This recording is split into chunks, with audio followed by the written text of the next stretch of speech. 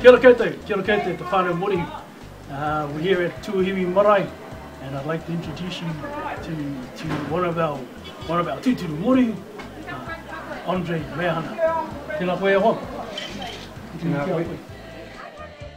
Nā reira, tēnā koutou e ngā mōre e mātakitaki mai, nā reira mihi ana ki koutou. My name is Andre Mason. Andre Mehana. My father's name is Hararangi Mehana. My mother is Hohi Pera Betty Rongonui. She's from Te Awa o Whanganui. Ngāti Ruru is the hapu.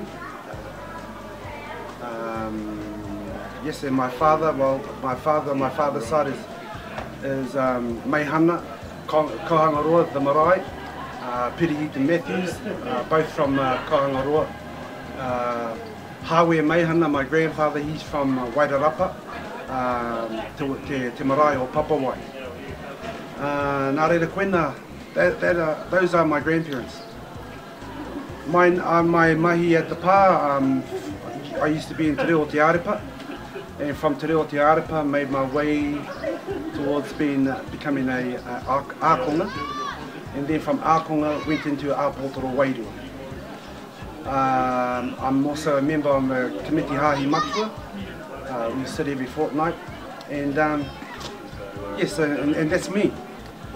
Koena taku mahi. My job here today in Tuahiwi, we're just honoured to be down here on behalf of the Tūmaki. We have been sent down on his behalf, show our face is his face, and it was a beautiful day. The opening was great.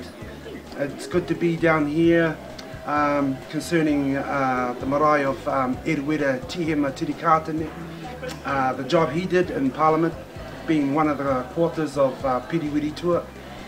We come down here to remember that, and that to remind his grandson, Reno Tirikātene, that he has a mahi in his hands right now, and it's a sort of a last chance concerning the Treaty of Waitangi. We're promoting the Pitihana of Ratana 1932 at the moment, hoping to promote it during the 25th Hui at Ratana in 2013. Yes, and the thing we're here for is that remembering Eruera Tirikātene and his mahi carrying the Pitihana into Parliament 1932. Kia ora te whānau Morehu. Just like to say thank you to Andre for his awesome kōrero. I hope you fellas have enjoyed that. So, ka kite whānau. Catch you up in the next interview. Kia ora tātou.